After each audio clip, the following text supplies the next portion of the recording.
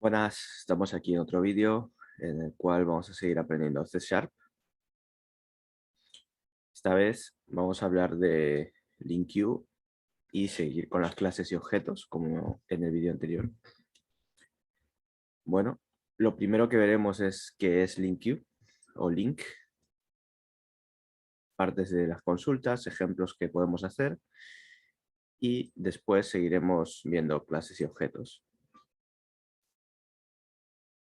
Bien, pues LinkQ es un lenguaje integrado dentro de Net, con el cual podemos realizar consultas, ¿vale?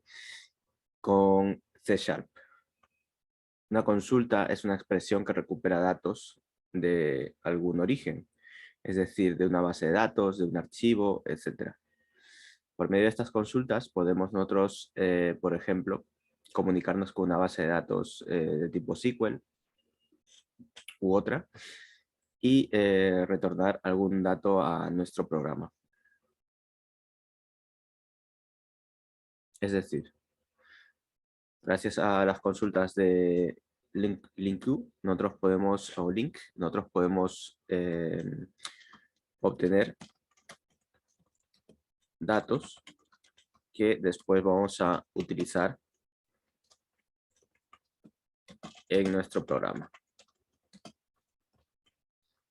¿vale? Y la ventaja es que estamos usando C Sharp todo el momento, mientras que si tuviésemos que hacerlo de otra manera, pues tendríamos que estar usando otras tecnologías para conectarnos.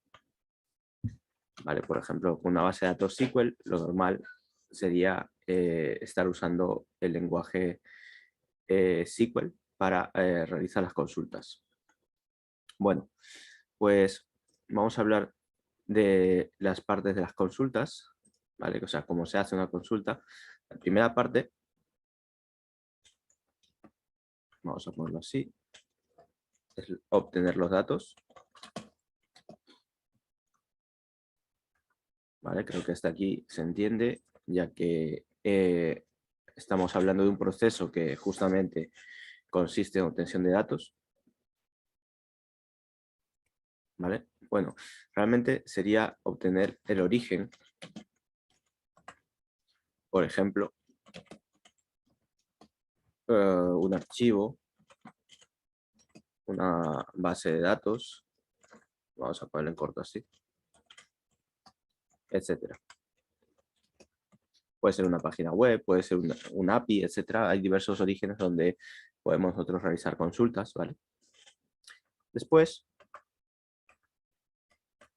tendríamos el proceso de crear la consulta.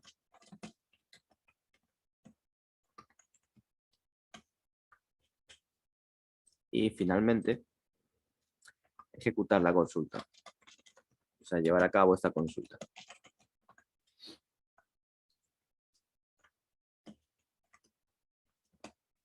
Recordemos que Link significa Language Integrated Query, o sea, lenguaje integrado de consultas, ¿vale? Queries son consultas. O sea que al fin y al cabo es una notación que podemos usar en C Sharp para conseguir información de ciertas fuentes que podamos necesitar, ¿vale? Y bueno, pues vamos a ver algún ejemplo. Veremos que realmente pues, es una notación que se deja entender fácilmente. Bien, vamos a poner un espacio aquí para colocar el ejemplo. Y pasamos a Visual Studio. Bien.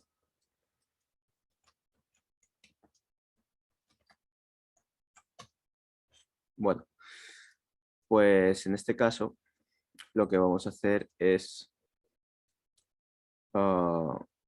poner, por ejemplo, una fuente de datos que sea un array, ¿vale? Vamos a crear una fuente de datos muy sencilla. vamos a poner esto así, nuestro origen de datos. ¿Vale? Y vamos a hacer unos, vamos a hacer un array, por ejemplo. ¿Vale? Que se llame numbers. Y que sea una serie de enteros, vamos a ponerle 10 enteros. Por ejemplo, en la cual se lo vamos a pasar directamente los datos por aquí.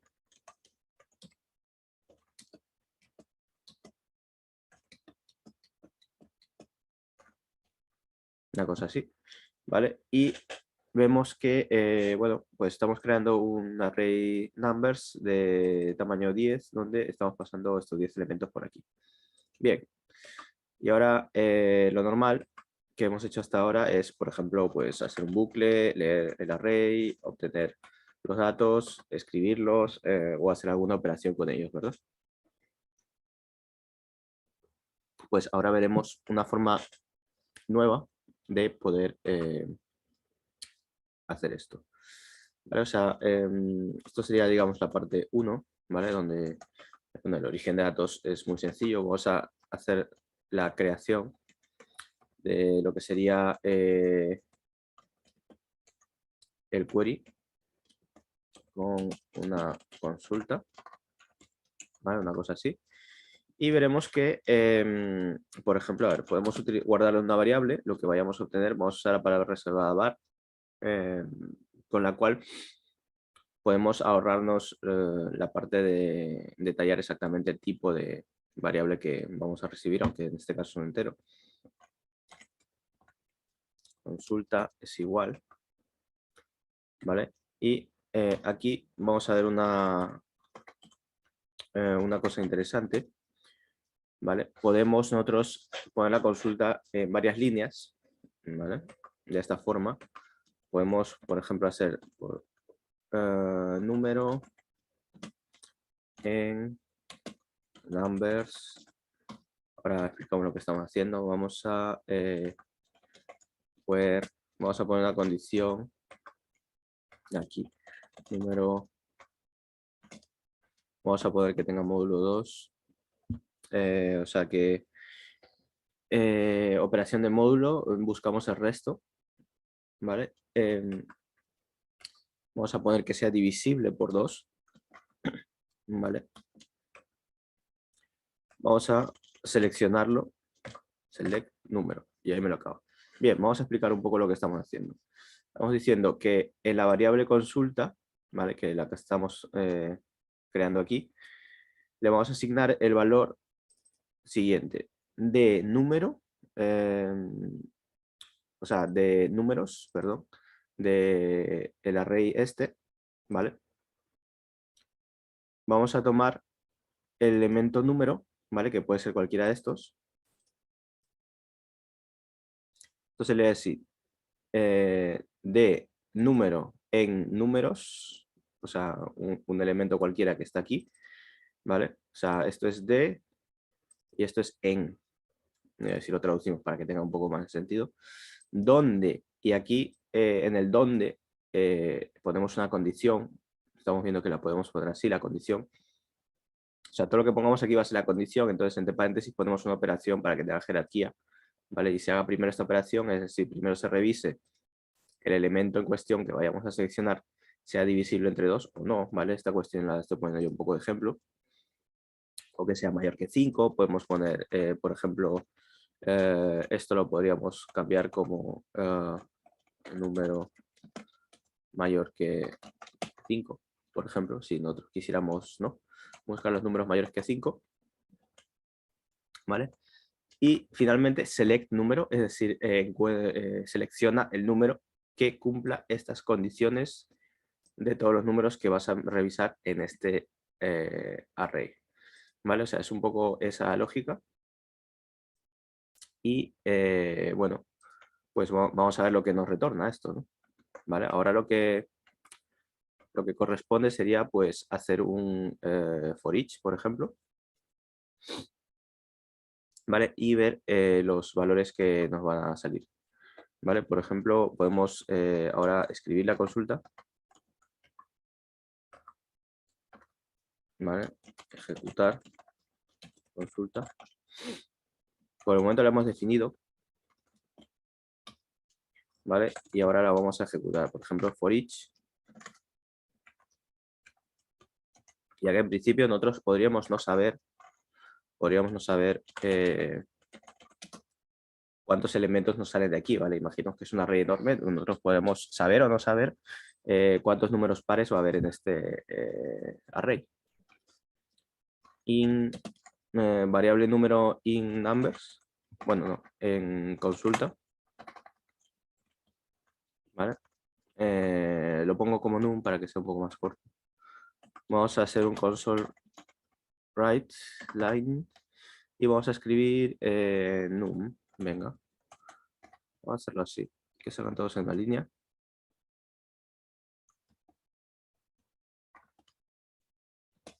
Bien.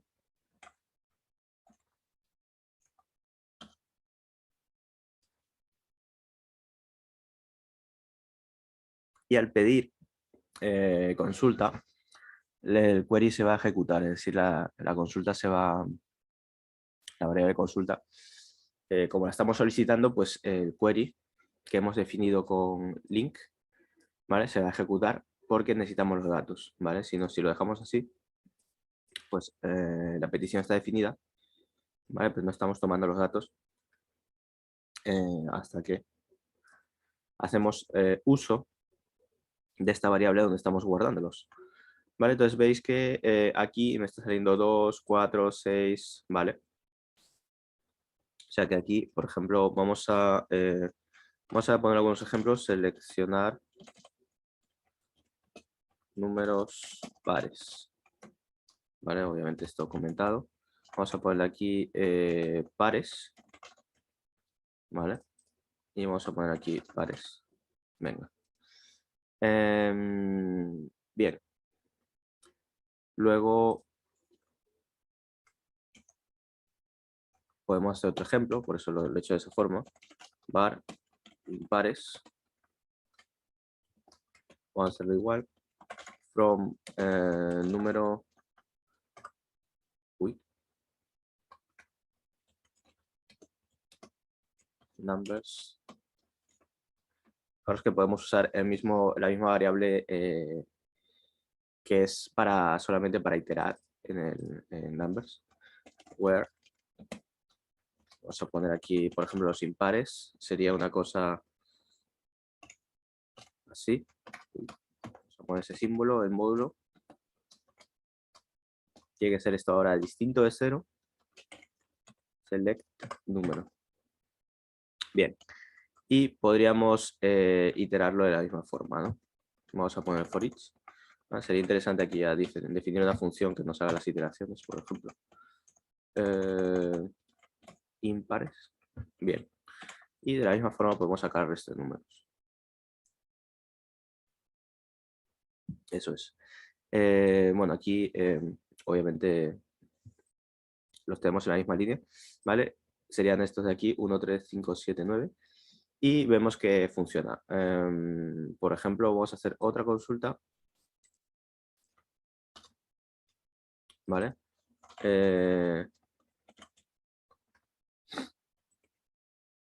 Nums. Vamos a poner aquí otro nombre.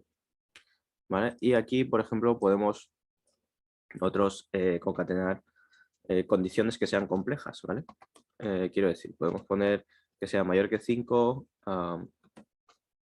y número no igual a 8. Vamos a... ¿Vale? O sea, me lo estoy inventando un poco cualquier condición realmente, pero... Vale, una cosa así. Vamos que ya no nos marca error. Que obviamente ahora la comparación era un poco innecesaria con el distinto de 0 al final. Bien. Vamos a poner esto así. Vamos a...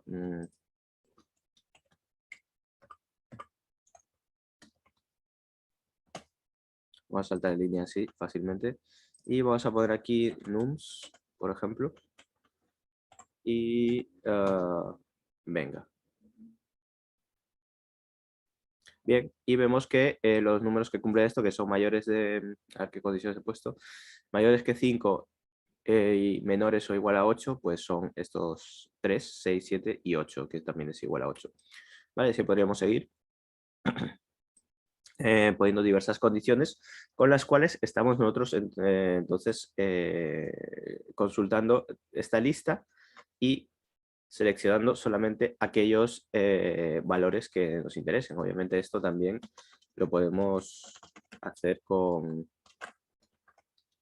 vamos a ponerle str igual a con palabras, ¿no?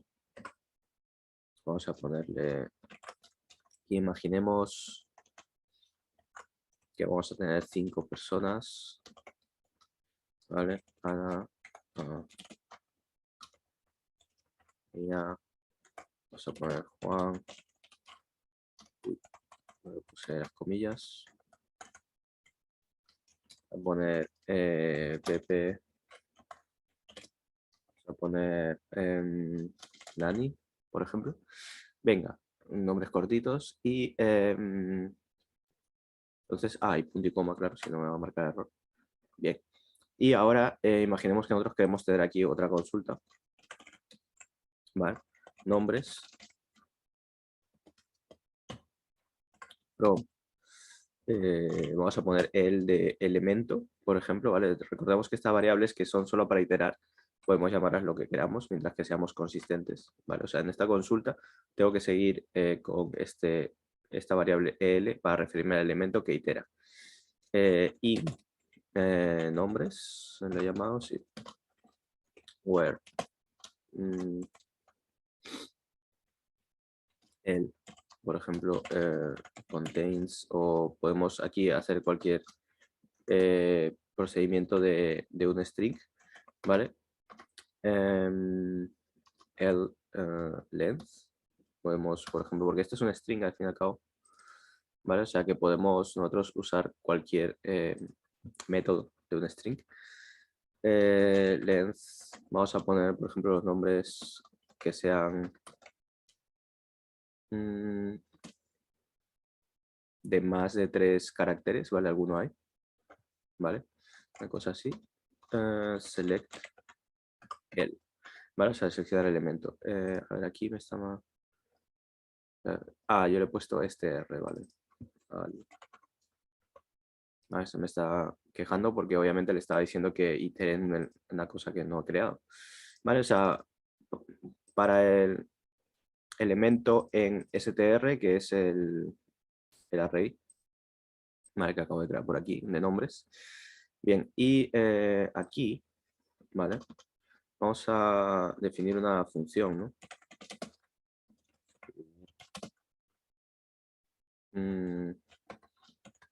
Consulta. Vamos a pasarle, por ejemplo, aquí, tendríamos que pasarle esta... uy, no quería hacer eso. Hacerlo así. For each. Y vamos a hacer el for each aquí. ¿Vale? Porque estamos escribiendo esto varias veces.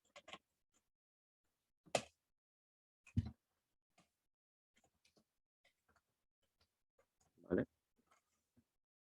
Y vale, aquí vamos a poner para los strings en principio. String elemento en str, que es el parámetro que le estoy pasando. ¿Vale? Y vamos a hacer un console write. Y aquí escribimos el elemento. Vamos a hacer también un... Puede haber cosas escritas de antes, entonces vamos a saltar la línea una vez. Simplemente. Vale. A ver, que se queja por aquí. Se puede escribir, cambiar.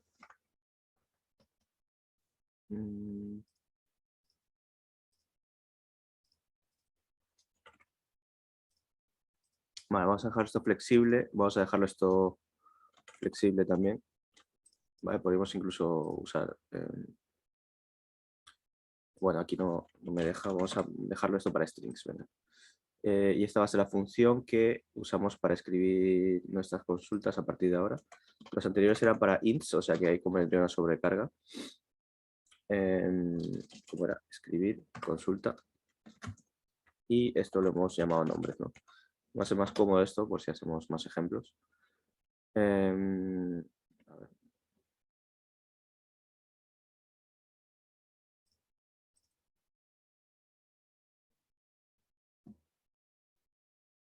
Vale, no se puede convertir esto en...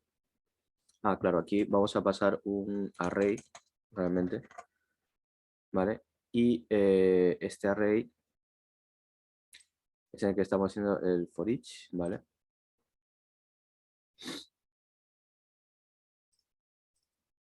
Y básicamente aquí hay un asunto con los tipos que me lo está transformando en enumerable.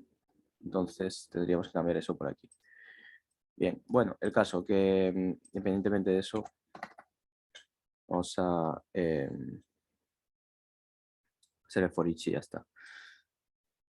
Venga, vamos a ponerlo por aquí. Luego arreglamos este asunto de la función.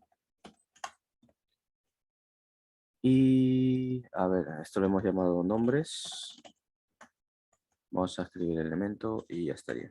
Vamos a darle.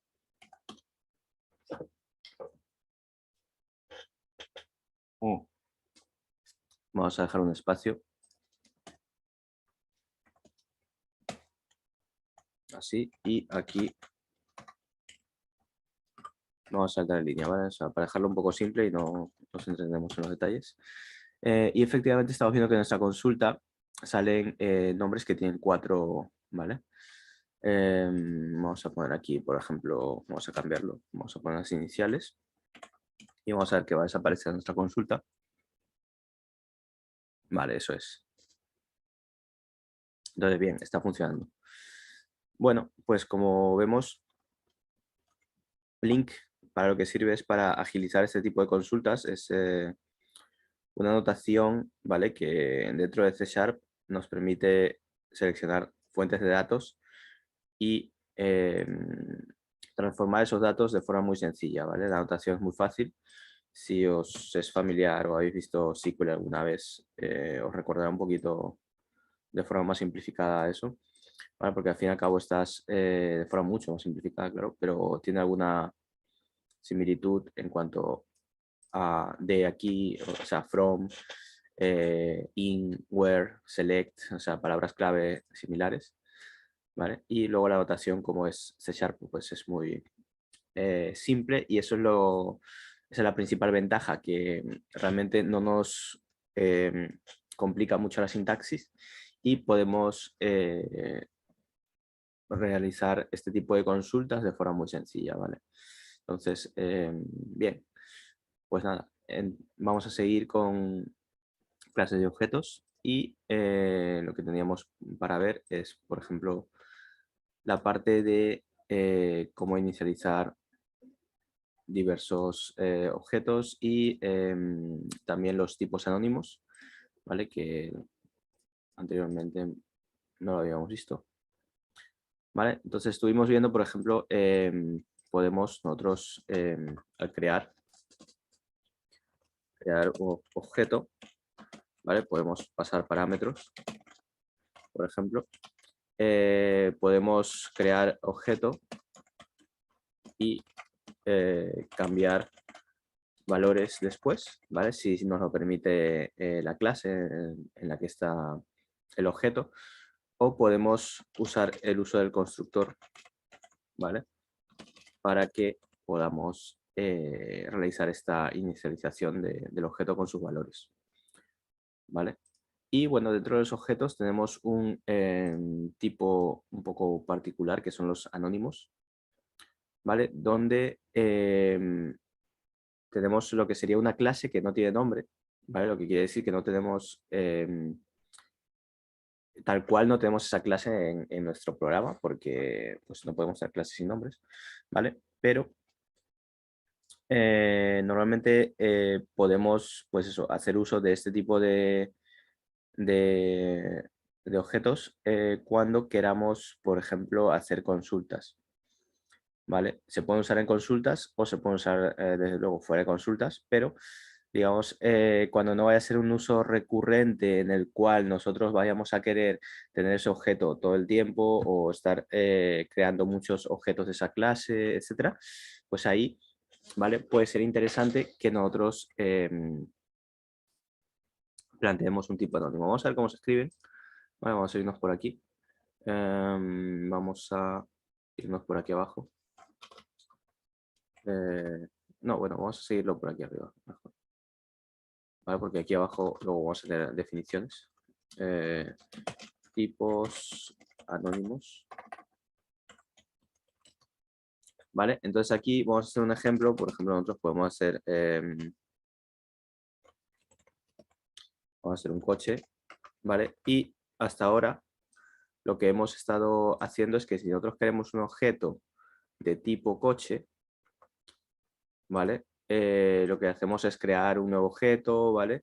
Etcétera, y tiene que ser una clase y así, ¿no? Entonces aquí vamos a ver un uso distinto, podemos usar la palabra clave new también y podemos desde aquí poner, por ejemplo, marca. Vamos a ponerle, yo que sé, un for. Podemos ponerle algún otro dato, podemos ponerle año, yo que sé, de 2021. Vale, vamos a dejarlo así, yo creo que ya con eso para el ejemplo está bien. Y estamos viendo que este coche, ¿vale? Lo estamos creando con, fijaros que ahí pone tipo anónimo, ¿vale? Está siendo creado con new, o sea que es un objeto, ¿vale? Esta palabra clave la hemos estado viendo anteriormente en los vídeos anteriores para crear objetos, ¿vale? Pero normalmente indicábamos aquí de qué tipo de objeto estábamos hablando, ¿no? O sea, si yo quería hacer un coche, podía ser car, por ejemplo, si tuviese una clase, vale, ahora me va a salir error, pero vamos a seguir con esto solo para el ejemplo, new, car, y si no le tengo que pasar valores, pues así sería, ¿vale? O sea, bueno, creábamos coches, objetos coche de esta forma, ¿no? De la clase car, o de la clase coche, o de la clase vehículo, en fin. Que el caso, que como veis aquí, la diferencia es que no hay un nombre, o sea, no hay aquí un car, no hay una clase, ¿vale? Y estamos pasando valores que queremos que guarde este objeto, ¿vale? Como atributos. Y luego lo que podemos hacer es que, por ejemplo, podemos escribirlos, obviamente, podemos accederlos, ¿vale? Con la notación habitual coche punto, y aquí decimos, ¿vale? Es más, vamos a hacer una, que no, vamos a hacer una frase, ¿no? Y lo escribimos. Por ejemplo, tengo un coche, vamos a poner aquí esto, interpolando, marca por del año y aquí coche.año. Bien, vamos a ver cómo sale esto. Punto y coma al final, nos está marcando error. Bien. Y efectivamente sale, tengo un coche marca Ford del año 2021. O sea que estamos viendo que en efecto se están escribiendo los datos que acabo de guardar en el objeto de tipo coche, ¿vale?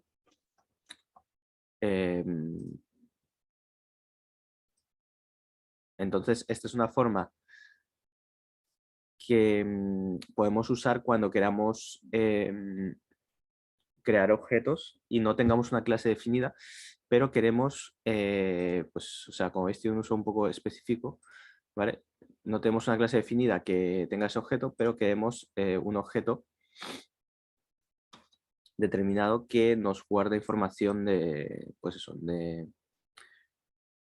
cierto tipo, ¿no? En este caso, por ejemplo, marca, año, matriculación, yo qué sé, lo que pueda tener un coche, ¿no?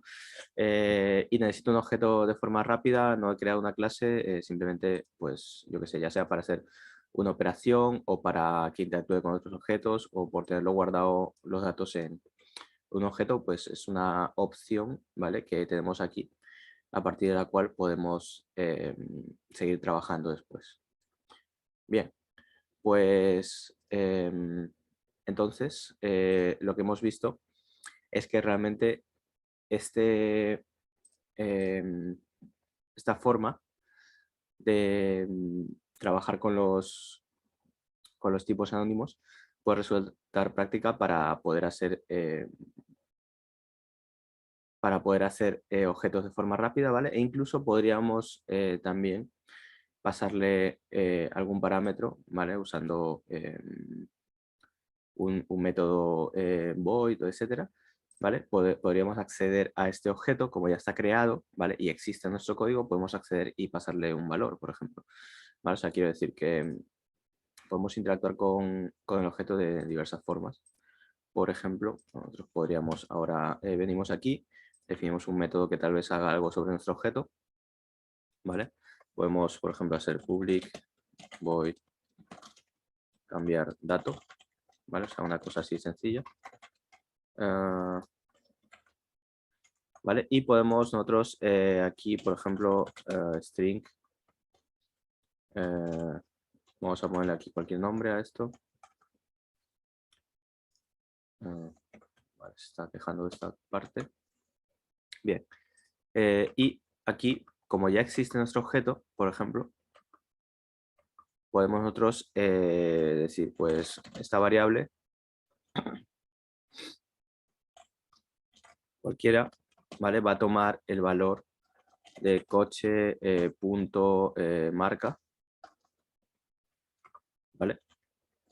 O esta variable va a ser que coche.marca sea igual ahora a el str que antes le he pasado, ¿vale? O sea, etcétera, ¿no? Entonces veamos aquí que en este caso, por ejemplo, no lo tenemos habilitado para que se pueda cambiar, pero podríamos de todas formas utilizar el valor, ¿vale? De este dato que tenemos en el objeto, ¿vale? Por ejemplo, vamos a escribir aquí myvar y vamos a ver que efectivamente recibimos el dato dentro de la función, ¿vale? Dentro del método este. Venga. ¿Vale? Ah, claro, no lo he llamado, entonces así. Pues vamos a hacer, bueno, mostrar datos sería más adecuado, vamos a llamarlo esto así. ¿Vale? Y no estamos haciendo por el momento uso de... vamos a ponerlo así, dato, y vamos a cambiar aquí el nombre a mostrar, porque realmente no estamos... Vale, y vamos a poner aquí cualquier dato, ¿vale? Realmente solo para ver que funciona. Y vemos que efectivamente nos escribe ahí for dato, ¿vale? Sale todo junto. Bien, pues eso. Entonces podemos acceder y utilizar el valor que nosotros hayamos asignado dentro de nuestro objeto, ¿vale? Sin problema, como vemos, una vez que lo hemos creado con esta anotación para tipos anónimos. Bien. Bueno, pues hasta aquí con esta parte de link y inicialización de objetos y creación de tipos anónimos. En el siguiente vídeo seguiremos viendo clases y objetos.